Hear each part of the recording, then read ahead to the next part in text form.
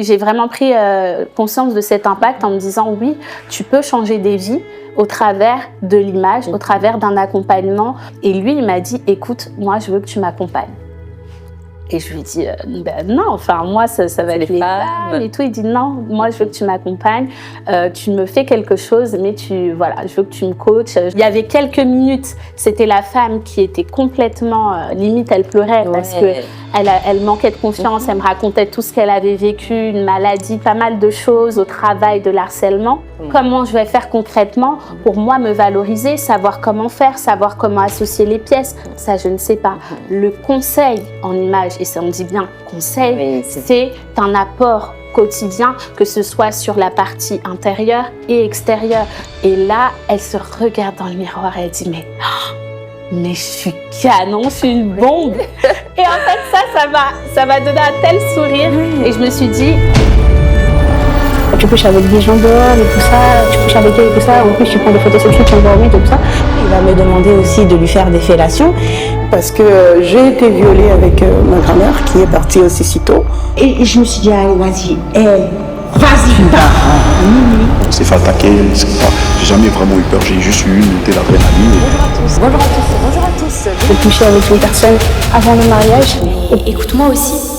Bonjour à tous, bienvenue sur Emma Écoute-moi aussi, l'émission qui donne la parole. Aujourd'hui, j'ai le plaisir de recevoir Marine, une fervente défenseuse de la beauté de la femme et qui les aide justement à trouver qui elles sont à travers un accompagnement en termes de conseils, mais également en termes d'esthétisme. Bonjour Marine. Bonjour Emma. Alors, merci beaucoup d'avoir accepté notre invitation.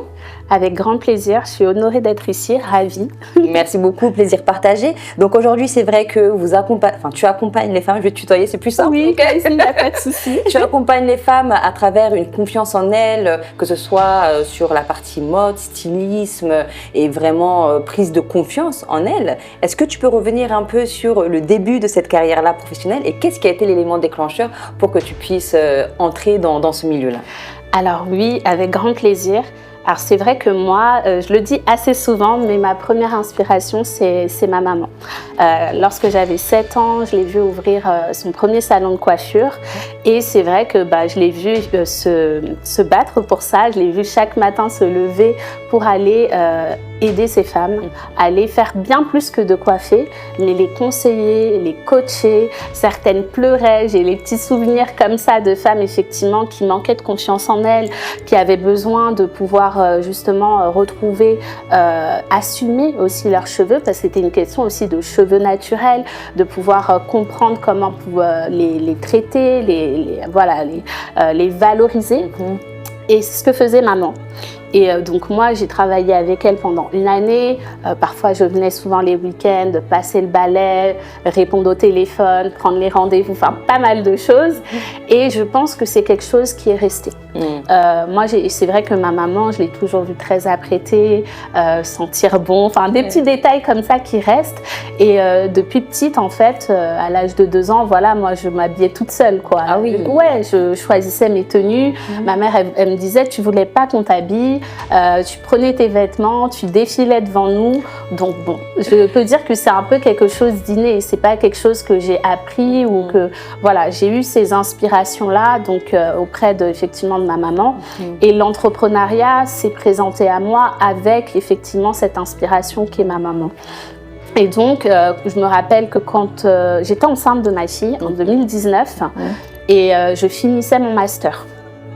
Et il y avait une réunion d'information pour un incubateur. Je me suis dit, je vais y aller. Il me restait peut-être une semaine avant d'accoucher. Donc le ventre était comme ça, bref. Et donc je vais à cette réunion d'information et c'est vraiment quelque chose qui m'a captée direct. Et là je me suis dit oui, je vais entreprendre. Donc j'ai pas voulu continuer en tant que salariée dans l'entreprise où j'étais alternante.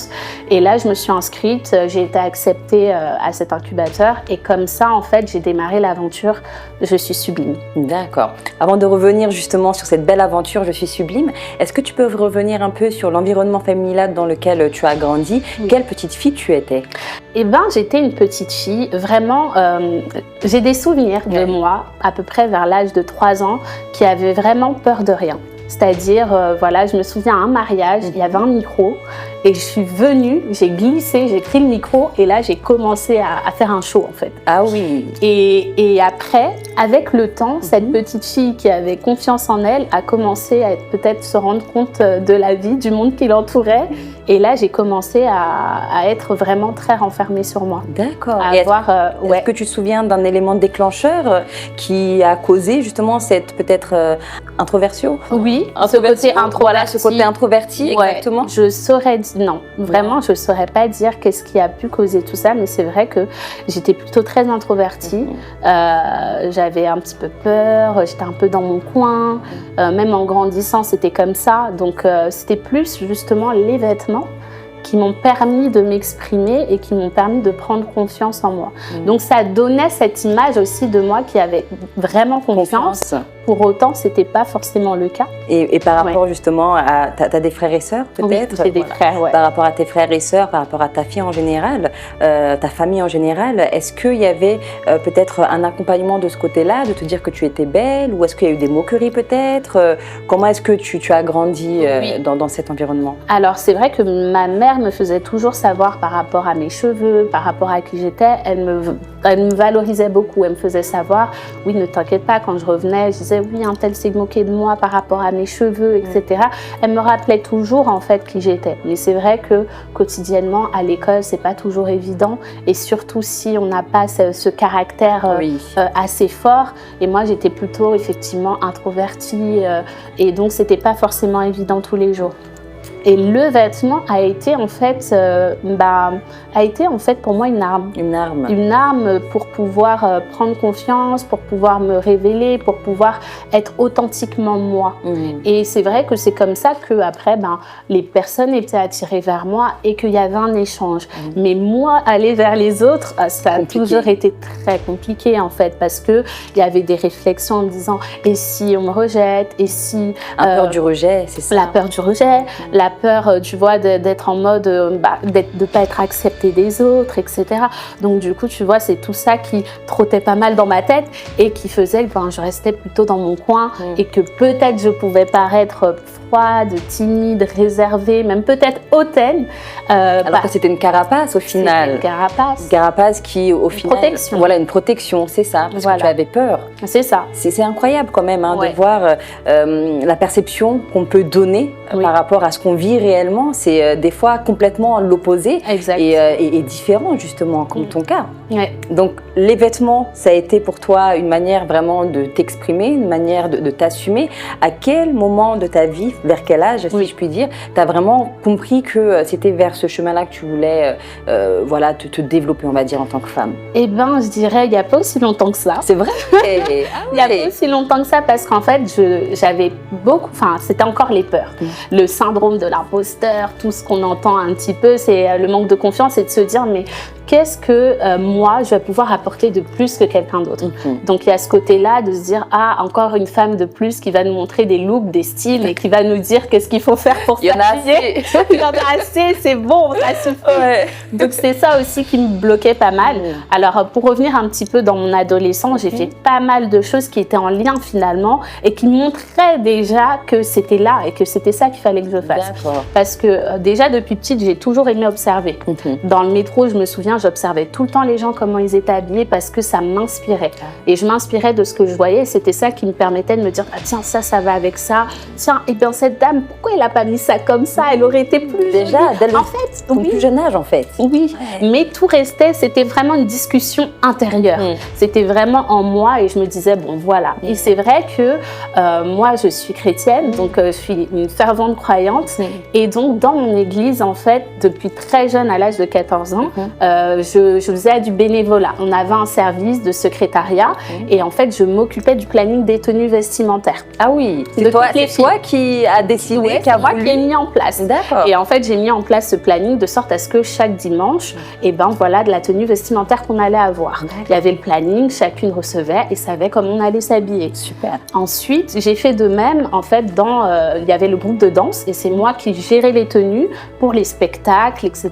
Donc, j'allais même chez les grossistes, aller sélectionner les tenues vestimentaires. J'avais 14, 15, 16 ans. C'était vraiment une passion en fait. Une passion. Vraiment. Et je me rappelle qu'il y avait des amis qui me disaient, mais toi, c'est ton truc, fais ça. On me disait tout le temps, on me posait des questions, tu veux pas devenir styliste, etc. Et je disais non. Enfin, j'avais un peu un rejet de tout ça en me disant, mais non, c'est pas peut-être un vrai métier. Et puis c'est juste quelque chose que moi, j'arrive à faire, mais c'est tout en fait. Tu peux pas en faire ton métier ou gagner ta vie grâce à ça. Oui, en fait, je n'avais pas une vision claire de ce que ça pouvait devenir pour moi. Et plus tard également, pendant 7 ans, j'ai géré pareil les tenues vestimentaires de la chorale de mon église, les spectacles, monter les spectacles, faire les scénarios, enfin pas mal de choses en tout cas. Toujours en lien avec l'image. Avec l'image. Je disais tout à l'heure à ton équipe que j'avais fait un stage chez M6 à l'époque parce que je voulais faire tout ce qui était les métiers de l'audiovisuel, mais comme c'est assez fermé, enfin du moins à mon époque c'est encore plus difficile de trouver un stage, une alternance ou autre. Et donc c'est vrai qu'avec mon frère qui est aussi également dans tout ce qui est vidéo et photo, et ben on s'amusait à faire des courts-métrages, etc. Donc ça a toujours été quelque chose d'assez important pour moi, l'image. Donc ça a été un peu une ligne conductrice de ta vie au final qui te mène aujourd'hui à être chef d'entreprise avec l'entreprise qui se nomme Je suis Sublime justement. On peut revenir un peu sur ce début-là de cette carrière entrepreneuriale? Oui, alors du coup Je suis Sublime, c'est vrai que depuis à peu près 2017, je commençais à rédiger un petit peu ce que je voulais faire, mais assez timidement en me disant bon on verra bien ce que ça va donner, mais que voilà, je voulais aider les femmes vraiment qu'elles puissent se sentir belles, qu'elles se sentent bien dans leur corps, dans leur tête, que ce soit vraiment un accompagnement un peu à 360 degrés. Donc je voulais donner des conseils sur les réseaux, mais voilà, j'écrivais un petit peu et j'avais trouvé le nom Je suis Sublime. Et comment tu l'as trouvé ce nom-là? En fait, je voulais que ce soit une phrase que les femmes se disent. Je voulais pas que ce soit tu, nous, vous, etc. Et donc, je cherchais quelque chose d'unique et je voulais que ça brille. Je voulais que ça rayonne parce que je trouve que les femmes, dès qu'on sourit, on rayonne. Et le sourire, ça vient de quoi? Ça vient d'un bien-être intérieur qui jaillit à l'extérieur. Et du coup, le mot sublime, pour moi, c'était... Ça collait à ce que tu voulais renvoyer. Et je voulais qu'il y ait le « je suis » parce que je voulais qu'à chaque fois qu'on le dise, eh ben, on se l'attribue. C'est-à-dire qu'à chaque fois que la personne dit « je suis », c'est pour elle.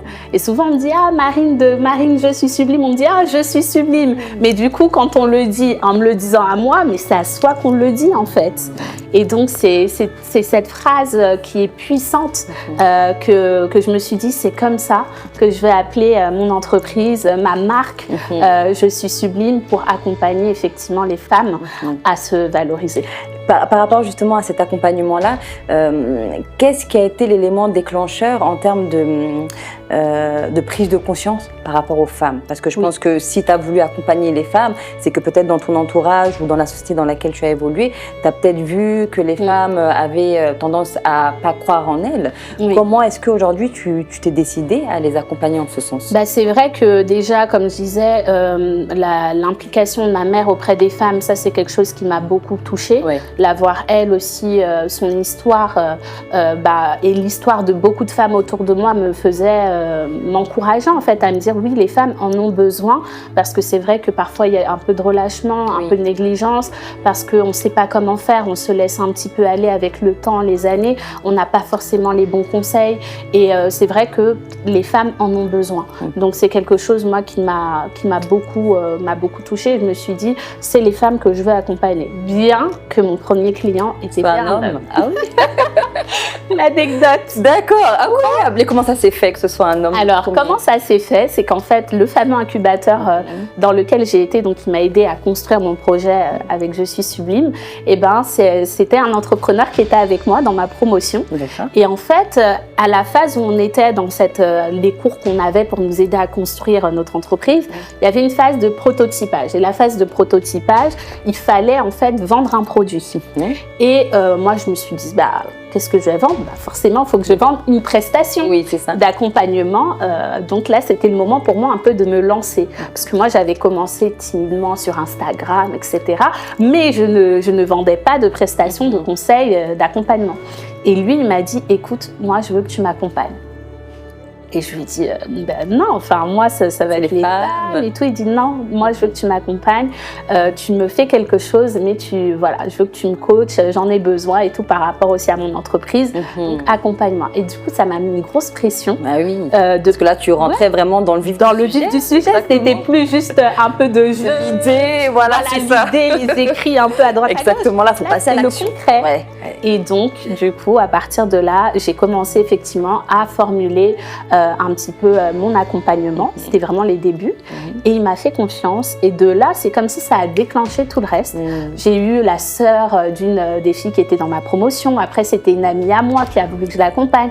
Et après, c'était via les réseaux, les personnes qui voyaient tous les conseils que j'apportais, qui ont voulu me faire confiance. Et de là, tout s'est déclenché. Comme quoi, des fois, on a besoin juste d'un élément déclencheur pour que le reste suive. C'est ça, c'était un petit coup de pied au chest pour me dire, allez, c'est bon, c'est le moment. Prends confiance en toi, c'est le moment, tu peux le faire. Et c'est comme ça que j'ai démarré en fait. Une autre question aujourd'hui, c'est quoi les plus grandes satisfactions que tu tires de tes accompagnements? Alors, ma plus grande satisfaction en général, c'est les retours de mes sublimes, leurs témoignages, leurs avis.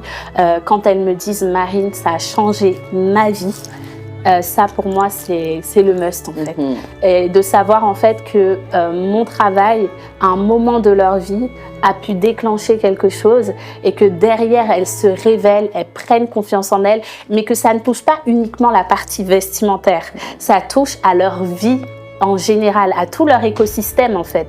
Et c'est ça qui est fort, c'est de comprendre que le vêtement, c'est pas juste une question de superficiel et de paraître, mais que ça a une implication sur tout ce qui va, tout ce qui nous entoure dans notre vie, aussi bien personnellement que professionnellement, que émotionnellement, dans tous les domaines en fait. Et c'est vrai que dans cette société aujourd'hui, on a tendance à mettre ce côté esthétique, ce côté vestimentaire du côté de la superficialité. Exactement. Mais je pense que c'est plus profond que ça. C'est beaucoup plus profond que ça et c'est vraiment vers là que j'aimerais amener en fait les gens à prendre conscience que le vêtement n'est pas juste un élément pour pouvoir se mettre sous son plus beau jour et se montrer et voilà le côté superficiel, le côté paraître, mais en fait c'est plutôt un moyen, un outil puissant pour pouvoir parler de nous.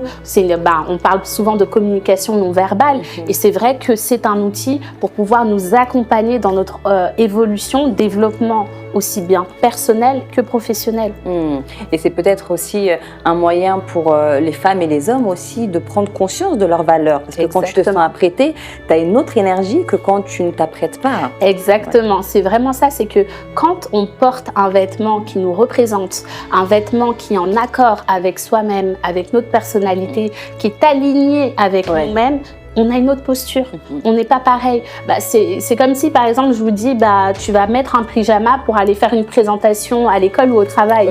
Tu vas pas être la même personne, tu vas pas te positionner pareil. Par contre, si tu as une tenue que tu aimes, que tu as sélectionnée avec soin, qui te va en termes de morphologie, les couleurs, là on vient un petit peu dans le conseil vraiment le pur, la colorimétrie. Tout ça c'est important parce qu'on parle de vêtements, mais il y a aussi toutes ces analyses-là qu'il faut prendre en compte. C'est important parce que du coup tu sais que ça te valorise véritablement et quand tu marches dans la rue, t'es pas pareil. Tu as vraiment une autre posture, tu tiens vraiment tes épaules, tu tiens ta tête, tu es à l'aise, tu es en confiance en fait.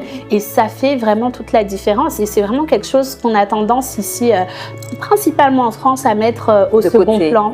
Comme si effectivement ça n'était pas utile. Mais je trouve qu'il y a un peu quelque chose de paradoxal, puisque pour autant il y a une forme d'hypocrisie, puisqu'on est quand même dans une société qui est plutôt attrait à l'image. L'image compte. On fait beaucoup attention. On juge énormément les gens à partir de leur image. Et on nous demande d'aller un petit peu plus loin et de ne pas se focaliser pour autant sur l'image. Et c'est vraiment ça que je trouve assez paradoxal au final. Paradoxal. Oui. Super. Top. Vraiment. Et justement, par rapport à toi, ta vie personnellement, est-ce que tu as senti parfois, tout au long de ton évolution, ces moments-là où l'image que tu avais n'était pas en corrélation avec qui tu étais réellement, peut-être en fonction de ce que tu vivais? Alors, Sur ce point-là, c'est vraiment, je peux dire que mon image a toujours été raccord avec qui j'étais.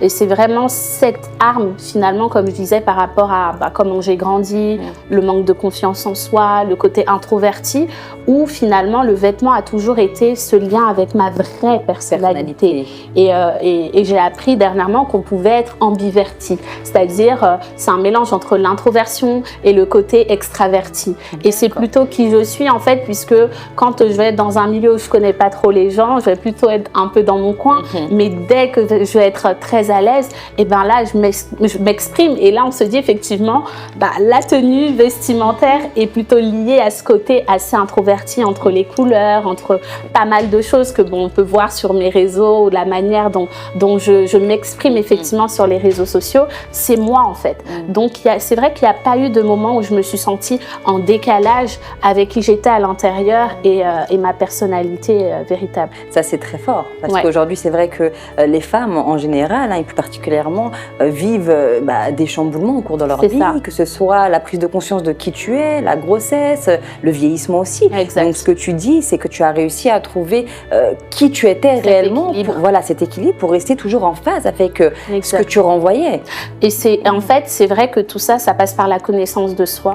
Et c'est le départ, en fait, de toute chose. Et c'est vrai que quand on passe à côté du fait d'apprendre à se connaître, de savoir qui je suis, qu'est-ce que j'aime, qu'est-ce que je n'aime pas, quelles sont mes valeurs, qu'est-ce que je suis prêt à accepter ou pas, quelle est ma vision un petit peu de la vie, et de ne pas se laisser influencer par tout ce qui est externe, ce qui n'est pas toujours évident, mais voilà, entre ce qu'on voit sur les réseaux, la société, ce qu'elle nous renvoie parfois, c'est pas simple, mais c'est vraiment de prendre ce temps-là d'introspection. Et quand on a ce travail d'introspection, ça nous permet effectivement d'être authentiquement soi-même, et que quand on passe par ces différentes phases qui sont parfois peut-être difficiles, on arrive quand même à se relever. On arrive à avoir une image de soi qui est positive. Mais c'est vrai que pas mal de femmes, malheureusement, à cause de toute une histoire, on a toute notre histoire personnelle, c'est vrai que ça va pas être évident.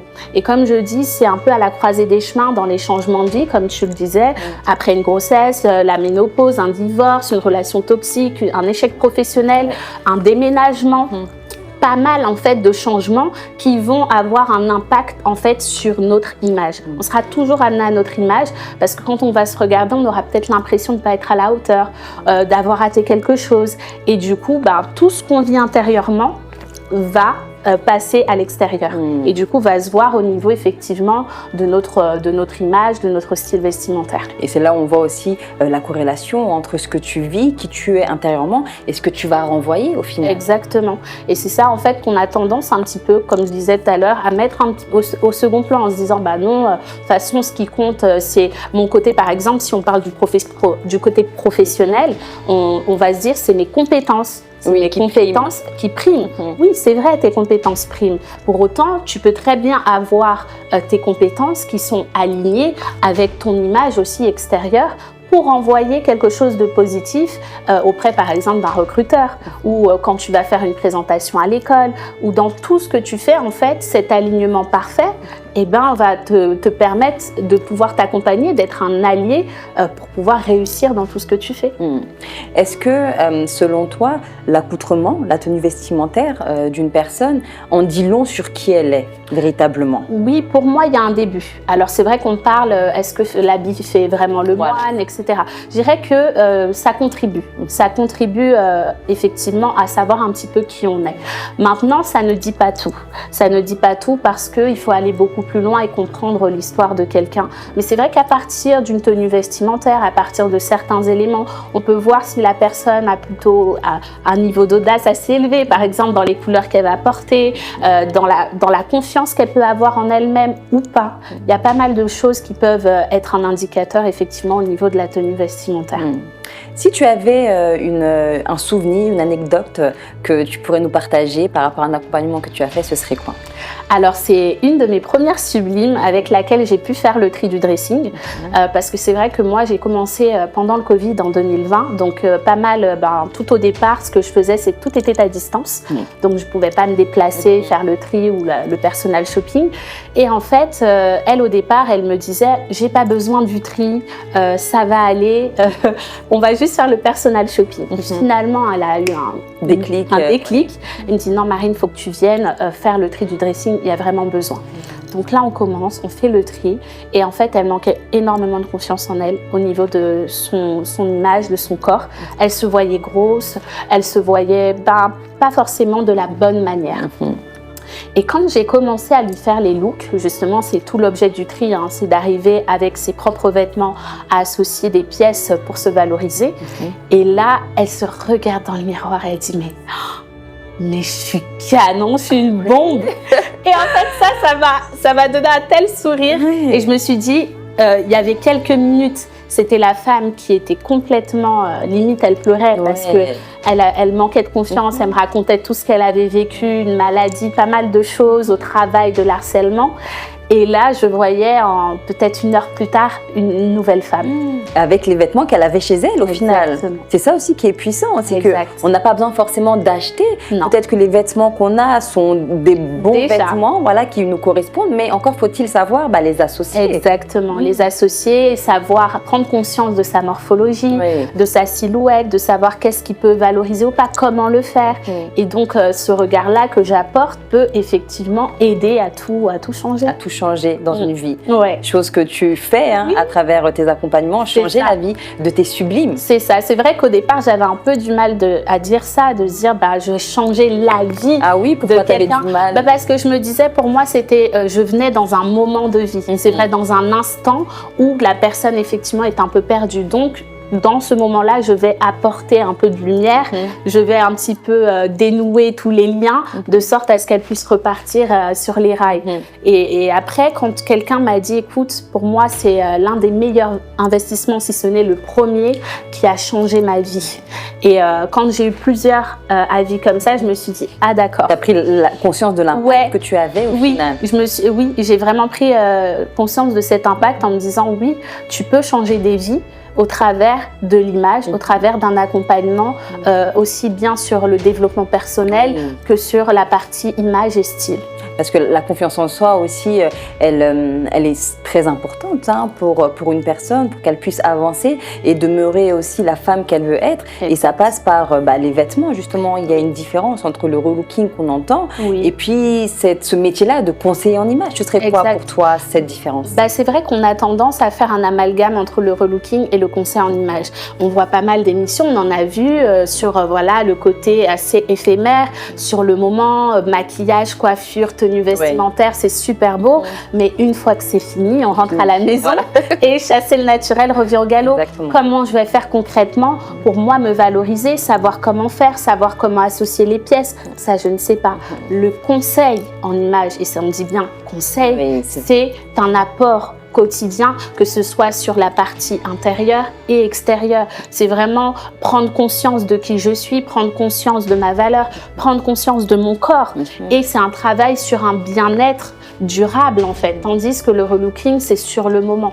Donc c'est de là aussi les retours de tes clients ont une importance, c'est aussi une résonance en disant que tu as changé ma vie, parce que au-delà du fait que tu les as relookés sur l'instant T, il y a une prise de conscience qu'elles ont eue grâce à ton accompagnement qui va leur servir tout au long de leur vie. Exactement, c'est de me dire en fait que c'est durable.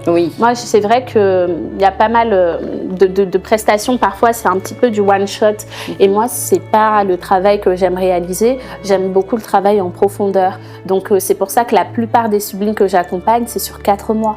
Donc c'est vraiment un travail où on est ensemble sur le long terme. J'ai même développé dernièrement un abonnement mensuel pour pouvoir continuer à les suivre et qu'elles puissent m'avoir un peu comme leur coach et styliste personnel tout le temps, de sorte à ce qu'elles puissent évoluer et se sentir vraiment upgradées en fait. Sentir vraiment que elles passent à un autre niveau, qu'elles puissent vraiment glow up comme on dit. C'est vraiment tout l'objet d'un accompagnement plus profond et pas seulement sur un moment, oui, je te donne ta morphologie, ta colorimétrie et après tu bye bye. Voilà, c'est pas, en fait, pour moi, c'est pas, mais oui, et puis c'est pas utile parce qu'en fait, oui, je veux savoir ma morphologie, tu me l'as donnée, mais maintenant, comment je fais? Pour choisir le bon vêtement. Pour choisir le bon vêtement et surtout que quand on n'a pas cette conscience de qu'est-ce qui va ou pas, on aura tendance finalement à revenir à ce qu'on faisait avant. Ouais, dans le confort. Dans le confort, je ne sais plus, je me retrouve dans les magasins, je ne sais pas comment faire pour sélectionner, du coup je vais aller vers ce que j'avais l'habitude d'acheter et au final ce moment que j'ai eu avec la coach en image, c'était bien sympa mais c'est fini. C'est fini. Oui. C'est vrai que tu parles aussi souvent de l'évolution du corps de la femme aujourd'hui.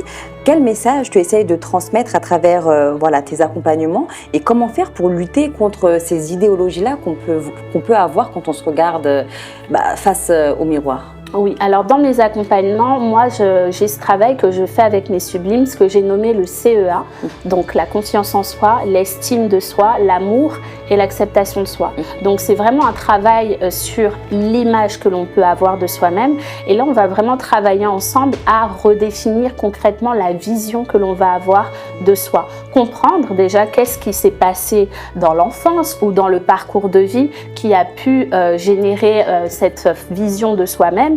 Et là, on va aller ensemble essayer vraiment de travailler sur ça avec effectivement la partie vestimentaire. En général, les sublimes qui viennent me voir ont déjà fait un travail quand même sur elles-mêmes parce que c'est vrai que je ne suis pas psychologue, ou du moins pas encore.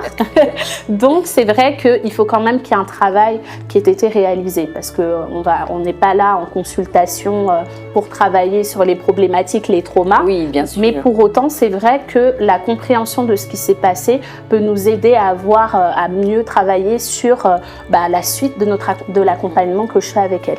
Et c'est important déjà d'avoir ce premier déclic-là, si je puis dire, des femmes qui font appel à tes services. Dans tous les cas, une femme qui fait appel à tes services et qu'elle, à un moment donné, s'est dit « Ah, il y a quelque chose qui ne va pas. » Exactement. Dans ma garde-robe, dans la manière dont je m'habille, il y a quelque chose qui ne va pas. C'est vrai qu'elles sont arrivées en fait à un point où c'est la goutte d'eau qui fait déborder le vase. Là, elles n'en peuvent plus et elles ont besoin effectivement de cet accompagnement pour réaliser véritablement la femme sublime qu'elles sont. Et ça, c'est vraiment, ça fait toute la différence. Donc c'est vrai que tu es très présente sur Instagram aujourd'hui avec des conseils que tu donnes, que ce soit sur la couleur, sur la morphologie des femmes. Est-ce que tu peux me dire comment est-ce que tu abordes ces sujets lors de tes accompagnements ? Alors dans mes accompagnements, tous ces sujets-là, ça va être vraiment... Moi aujourd'hui, j'ai deux manières de pouvoir accompagner les sublimes. D'accord. Donc par le biais d'un atelier et par le biais d'un accompagnement sur 4 mois. Donc l'atelier, c'est vraiment un mini-groupe de 4 femmes maximum parce que je veux vraiment garder une forme de proximité et de personnalisation. Donc pendant ces 4 heures-là, elles vont en apprendre sur leur identité vestimentaire. Donc sur la confiance en soi, l'image de soi, sur le style, la morphologie et la colorimétrie. Et chacune d'entre elles va repartir avec un guide personnalisé, que je personnalise vraiment sur place, un guide de 45 pages. Donc ça, c'est la partie atelier. Sur la partie accompagnement de 4 mois, elles vont avoir accès à une petite formation en ligne de 47 minutes, donc 3 vidéos sur le style, la morphologie, la colorimétrie. Ensuite, elles me répondent à un petit questionnaire et après, on va commencer vraiment l'accompagnement avec un rendez-vous de 2 heures sur l'identité vestimentaire. Ensuite, on aura 4 heures de tri du dressing, 4 heures de personnel shopping et du coaching pour consolider ces 4 mois d'accompagnement.